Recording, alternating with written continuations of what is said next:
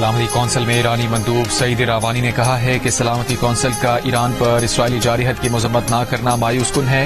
اسرائیل نے ایران پر بلا اشتعال حملے کیے۔ ایران کے جوہری پروگرام پر حملہ عالمی قوانین اور UN قراردادوں کی خلاف ورزی ہے۔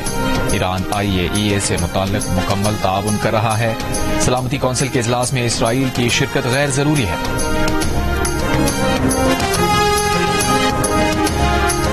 پاکستان کی جانب سے ایران اسرائیل جنگ بندی کا خیر مقدم۔ سلامتی کونسل میں پاکستانی مندوب آصف افتخار نے کہا، آگے بڑھنے کا واحد راستہ مذاکرات اور سفارتکاری ہے۔ پاکستانی قیادت نے تنازع کے پرامن حل کے لیے راوٹیں جاری رکھے۔ ایسے اقدامات سے گریز کرنا چاہیے جس سے کشیدگی بڑھے۔ اسرائیل نے ایران کے جوہری پروگرام پر غیر قانونی حملے کیے۔ ایران امریکہ مذاکرات کو اسرائیلی حملوں نے متاثر کیا۔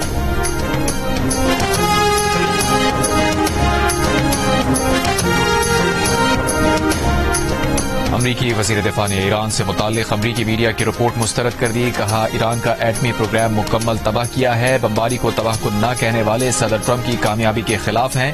امریکی میڈیا کا دعویٰ ہے کہ ابتدائی امریکی انٹیلیجنس اندازے کے مطابق ایران پر امریکی حملوں میں جوہری تنصیبات تباہ نہیں ہوئیں۔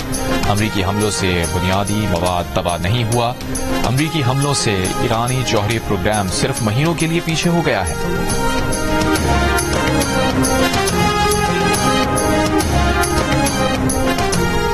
ایرانی وزیر خارجہ عباس عراقچی نے کہا ہے کہ 12 روزہ اسرائیلی جارحیت کے بعد ایران جوہری پروگرام برقرار رکھنے کے لیے مزید پرعزم ہو گیا ہے۔ جوہری ٹیکنالوجی حاصل کرنے کے لیے ہمارے سائنسدانوں نے بے پناہ قربانیاں دی، اپنی جانیں بھی دی۔ ہمارے عوام نے اس مقصد کے لیے مشکلات برداشت کی۔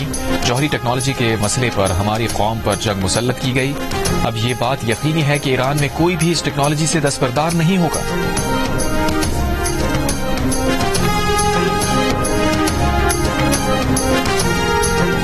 ایران کا ایٹمی مراکز کی دوبارہ تعمیر کا فیصلہ۔ سربراہ ایرانی ایٹمی ایجنسی کا کہنا ہے کہ ایٹمی مراکز پر حملوں کی پیش بندی کر رکھی تھی۔ ایٹمی مراکز میں پیداوار اور سروسز کے خلل دور کریں گے۔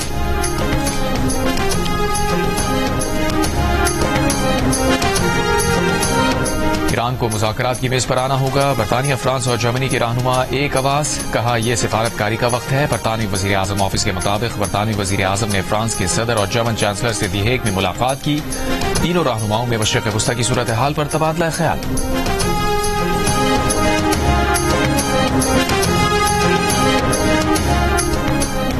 اقوام متحدہ کی سلامتی کونسل کا اجلاس۔ اقوام متحدہ میں امریکی مندوب ڈورتھی شے نے کہا کہ فضائی حملوں نے ایران کی جوہری ہتھیار بنانے کی صلاحیت کم کی۔ ایران پر فضائی حملوں نے مؤثر طور پر چھوٹے مقصد کو پورا کیا۔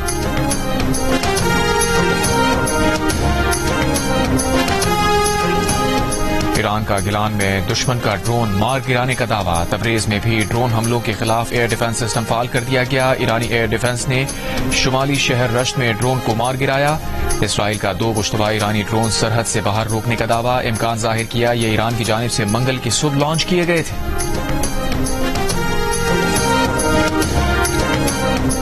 امریکی صدر ڈونلڈ ٹرمپ نے اسرائیل اور ایران کے درمیان جنگ بندی کو بچا لیا۔ حملے کے لیے ایران پہنچنے والے اسرائیلی جنگی جہازوں کو واپس کرا دیا۔ کہا، وہ اسرائیل سے زیادہ ناراض ہیں۔ انہوں نے جنگ بندی کے لیے 12 گھنٹے کی مہلت دی۔ اسرائیل نے پہلے گھنٹے میں ہی تمام بم گرا دیے۔ ٹرمپ نے بتایا وہ ایران میں حکومت کی تبدیلی نہیں چاہتے، اس سے وہاں افراتفری ہو جائے گی۔ چاہتے ہیں معاملات جلد از جلد پرسکون ہو جائیں۔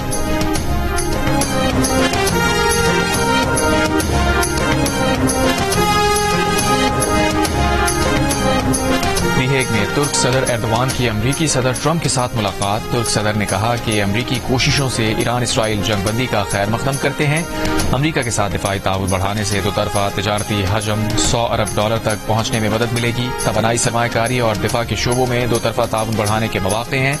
ترک صدارتی دفتر کے مطابق ترک صدر کا غزہ میں انسانی بحران کے خاتمے کے لیے بات چیت کی اہمیت پر زور۔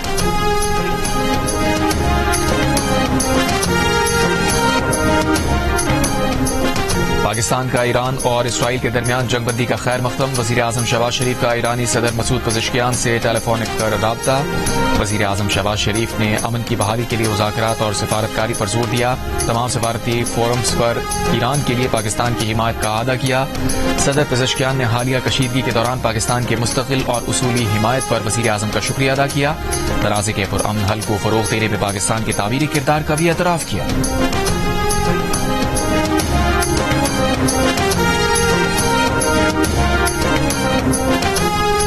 وزیر اعظم شہباز شریف اور سعودی ولی عہد شہزادہ محمد بن سلمان کا ٹیلیفونک رابطہ۔ وزیر اعظم آفس کے اعلامیے کے مطابق وزیر اعظم نے بھارت سے تمام تنازعات پر بامانی مذاکرات پر آمادگی کا اعادہ کیا۔ مسئلہ کشمیر، پانی، تجارت اور دہشت گردی جیسے امور پر بات چیت پر زور دیا۔ پاک بھارت حالیہ کشیدگی پر سعودی حمایت پر شکریہ ادا کیا۔ گفتگو میں وزیر اعظم نے ایران اسرائیل تنازع کے فوری خاتمے اور مذاکرات سے حل کی حمایت کی۔ عالمی قوانین اور اقوام متحدہ چارٹر کی پاسداری پر زور دیا۔ سعودی ولی عہد نے وزیر اعظم شہباز شریف کی جانب سے یکجہتی پر اظہار تشکر کیا۔ حالیہ تنازع پر پاکستان کے تعمیری کردار کو سراہا۔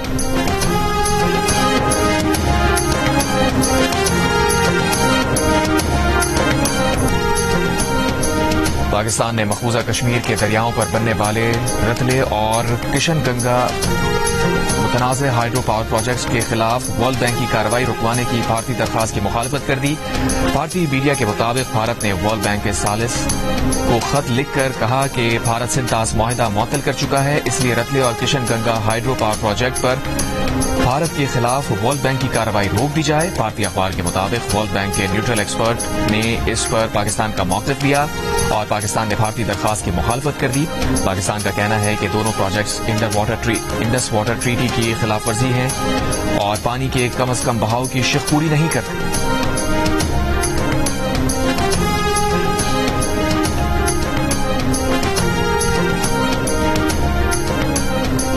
وزیر اعظم شہباز شریف سے چینی سفیر کی ملاقات۔ وزیر اعظم کا کہنا تھا کہ سی پیک کے جاری منصوبوں کے کامیاب نفاذ کی غرض سے کام جاری رکھنے کے لیے پرعزم ہے۔ چین کی مالی اور اقتصادی مدد سے پاکستان کی معیشت کو مستحکم کرنے میں مدد ملی۔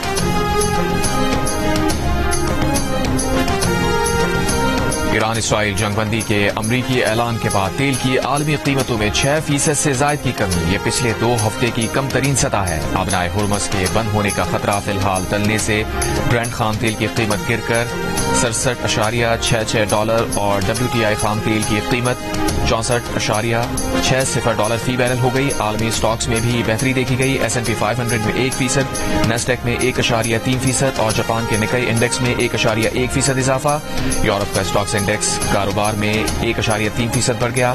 تاہم تیل اور گیس کے عالمی حصص میں 3% کی کمی آئی، جبکہ سونے کی قیمت میں بھی 1% کمی۔ ایران کو مذاکرات کی میز پر آنا ہوگا۔ برطانیہ، فرانس اور جرمنی کے رہنما ایک آواز کہا یہ سفارتکاری کا وقت ہے۔ برطانوی وزیر اعظم آفس کے مطابق برطانوی وزیر اعظم نے فرانس کے صدر اور جرمن چانسلر سے دی ہیگ میں ملاقات کی۔ تینوں رہنماؤں نے مشرق وسطی کی صورتحال پر تبادلہ خیال کیا۔ امریکی صدر ٹرمپ بھی نیٹو اجلاس میں شرکت کے لیے دی ہیگ پہنچ گئے۔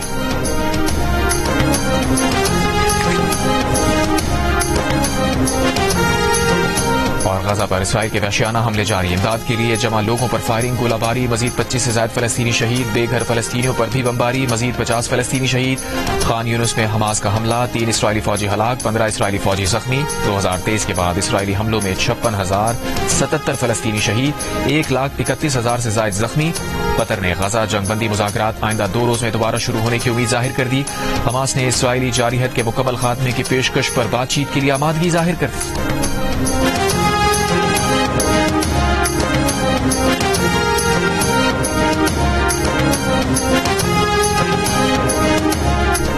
سوات کے علاقے کی شورا میں جیپ گہری کھائے میں جا گری، بچہ جاں بحق، خواتین اور بچوں سمیت 8 افراد زخمی، سعد الشریف اسپتال منتقل۔ اور آج سے ملک بھر میں مانسون بارشوں کی پیش گوئی۔ محکمہ موسمیات کے مطابق آج سے 28 جون تک کراچی، حیدرآباد، سکھر اور بلوچستان کے مختلف علاقوں میں تیز ہواؤں اور گرج چمک کے ساتھ بارش کا امکان ہے۔ اسلام آباد، پنجاب، خیبر پختونخوا، گلگت بلتستان اور کشمیر میں آج سے 2 جولائی تک بارش متوقع ہے۔